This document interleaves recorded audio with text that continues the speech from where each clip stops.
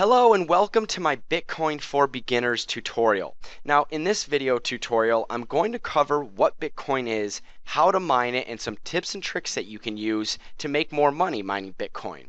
I just want to start off by saying if you want to skip the tutorial, everything that I'm going to talk about is in the video description and is labeled accordingly. So you can just click on the video description, download the mining software, click on the link to view a calculator and try and figure out how much money you'll make per week or per month and kind of just run with this stuff on your own.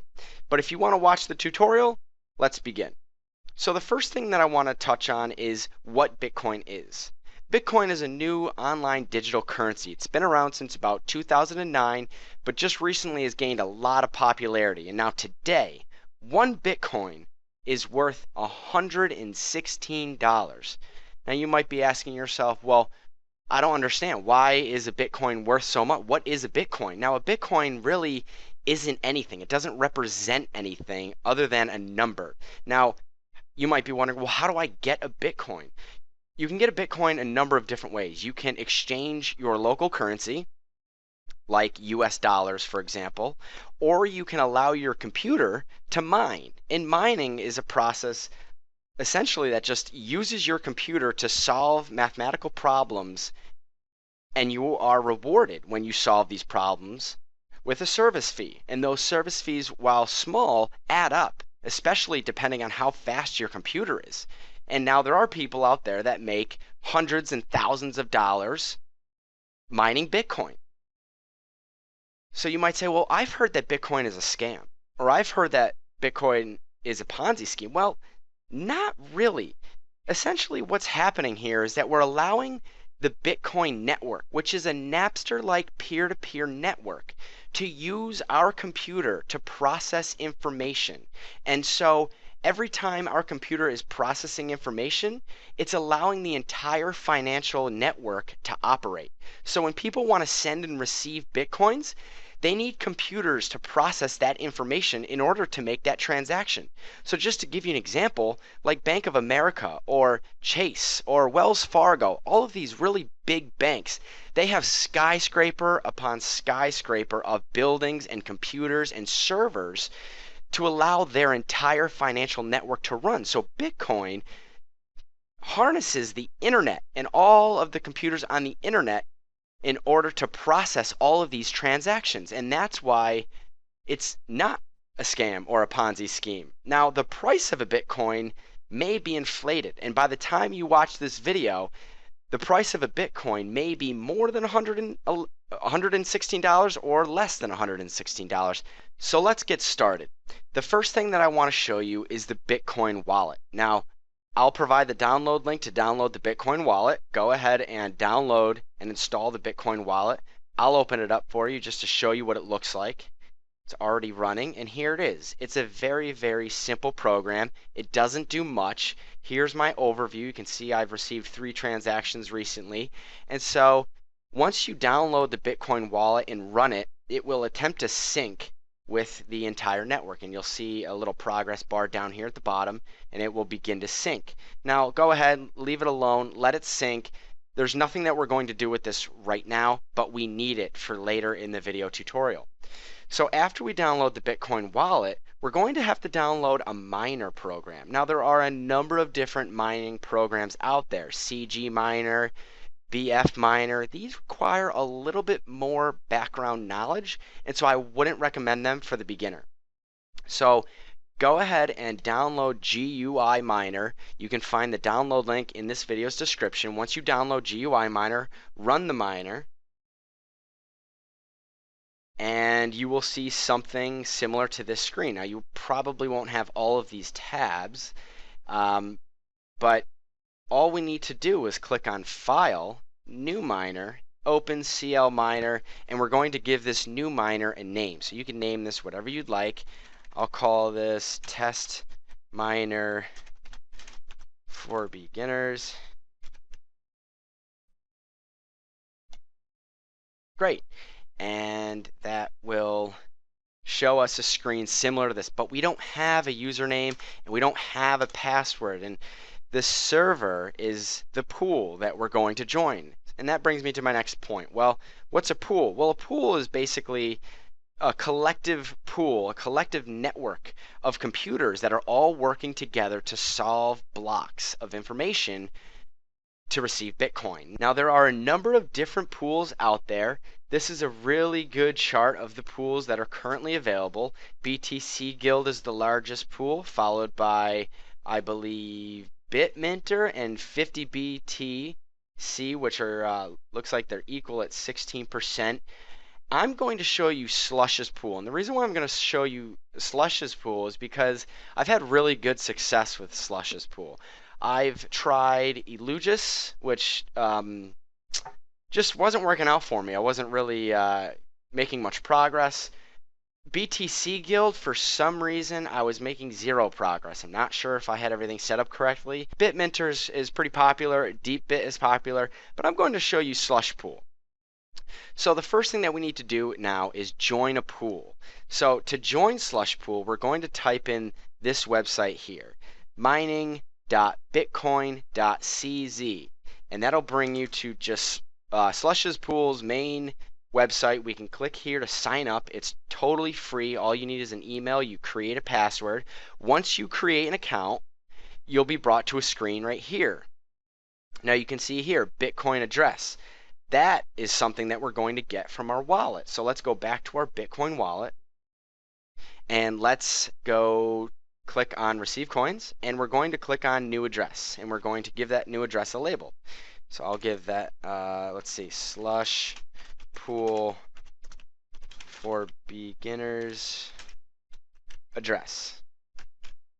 So once I do that, you can see it pops up here in this list, and what I want to do is right click, copy that address, this string of code right here, and I'm just going to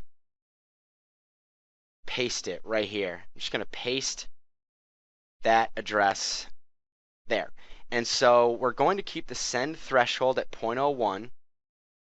These are just some statistics that will show you basically where you're at in mining. We're going to save these settings. Now we need to create a worker. So we've already figured out how we're going to get paid. Now we need to create a worker. And this is kind of like a login and password information. So we're going to register a new worker. And we're going to give this worker a name. It can be anything that you want. I'll just type in beginner. I'm going to give it a password. I suggest just something simple. 123 will work. Leave everything else the same. Click on save. And you'll see here that it will create your worker. Now, this is what we need to copy. Copy, go back to our miner, and now we're going to paste the worker username. See, I'm under that miner that I just created. I'm going to paste the username. The password was 123, and the server is the pool. And so you can see there are a bunch of pools, but I'm showing you Slush's pool. So I'll select Slush's pool. And next to device, this is where we can see which device we'll be using. We have my Intel i7 processor, and then we also have our graphics card processor. You want to select your graphics card processor. That's about 100 times faster than just your standard computer's CPU. CPU affinity, I'm just going to keep that at 0, and all we need to do is click this button. Boom, start mining. Now we're going to also click on View, Show Summary, and that's going to actually show us a nice little summary of all of the activity in our mining program and all of our workers that are mining. So you can see here, test miner for beginners. I have it mining. The only reason why it's only at 2.1 is because I'm already using all of my CPU power in my previous miner. So I'm just going to stop that. And so you can see here I'm mining at 131 mega hashes per second.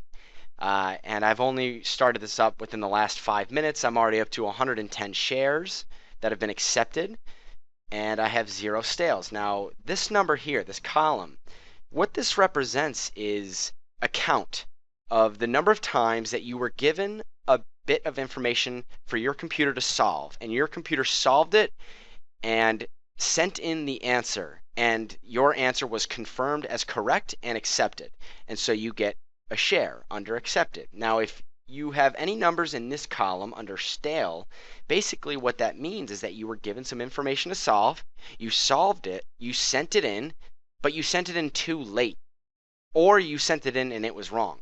So you'll have a number under this column, and that won't be counted towards your payout. So every time you get an accepted share, you get paid.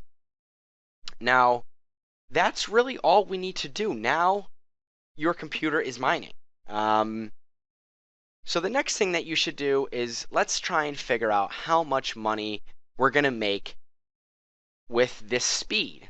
And so how we do that is we use a calculator, a Bitcoin mining calculator. So I'm going to take this number here, 130 mega hashes per second, and I'm going to go to this Bitcoin calculator that I found that I like. That's great. So I'm also going to include this link in the video description. Go ahead and click on it. And this is a Bitcoin mining calculator. It's great. So we can enter in our mega hashes per second, which is 130.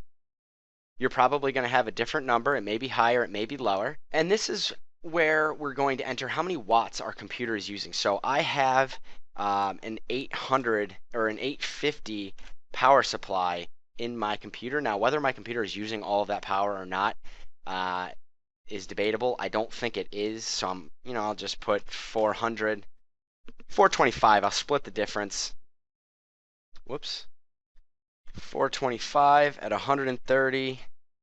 And your cost per kilowatt. Now, this is the cost of electricity where you live. Now, if you're not sure if you're not sure how much the cost per kilowatt is, you can always Google that. So let's just say that it's 12 cents per kilowatt. Let's just say I didn't have to spend anything. I'm just using my normal desktop computer. And let's just run this thing for a month.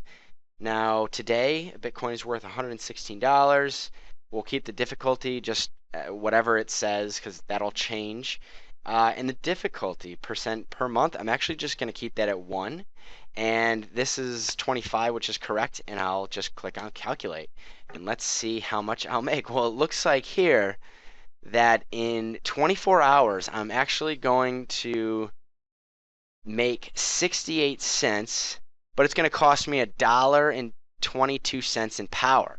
So that's a net loss of 54 cents. So it looks like in 24 hours, 1 month, 1 year, 30 days, 1 month, I'm going to lose $16 because I'm going to have to pay $36 in electricity bill.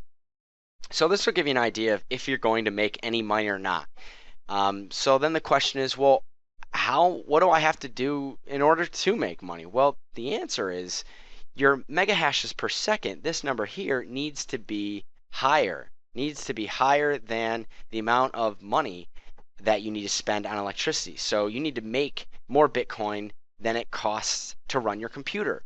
So let me just give you an example. Some people are making 3,000 mega hashes per second, which equates to 3 gigahashes. So 3,000 mega hashes per second. Let's just say and actually this number right here is probably wrong. My computer probably doesn't take 425 watts. But for this example, let's just keep 425 watts, 3,000 mega hashes per second. Let's say the cost of electricity is a little bit higher. Let's say it's 0.18 per kilowatt hour. Cost of hardware, let's just say it cost me $500. Maybe I had to buy a new graphics card. Time frame 30 days. I'm going to bump that up to 90, 3 months. Keep all those settings the same. Calculate. So you can see here that in 90 days, 3 months, after spending $500, I would have made $1,239. I mean, that's pretty good. Now, these numbers obviously will change depending on what your computer specs are, how much power you'll be using, but that'll give you just a general ballpark idea as to how much money you can make with your computer. So just to quickly answer any question that you might have, in order to get this number higher, this mega hash per second, we need a faster graphics card. And so a really good website that I've found is this one here. It will basically compare all of the graphics cards that are out on the market today. So we can scroll down here a little bit, and so it'll give you AMD ATI Radeon graphics cards. Here is the model number, and it will tell you the mega hashes. So you can kind of guesstimate what your mega hash number will be based on which graphics card you have or which graphics card you want to purchase. Now, mind you, you can plug in more than one graphics card to your computer. But in order to do that, you need to make sure that you have enough power to do that. So let's just say you had two 5970s running at 704 mega hashes per second times 2, that's 1408. So we could go back to the calculator. We could put in 1408. Just keep that at 425. This is just all guessing right here. I don't know what your numbers will be, but you can see here that in 1 year, 1,000, 494 in 1 month, or I'm sorry, 90 days. So these are just some resources for you to check out and kind of experiment with.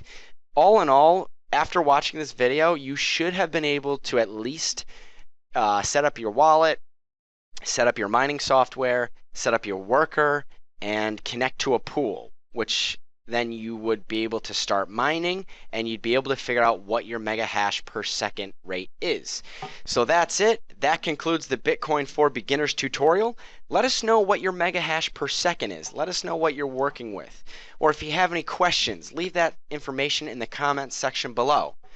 Thank you so much for watching, and good luck.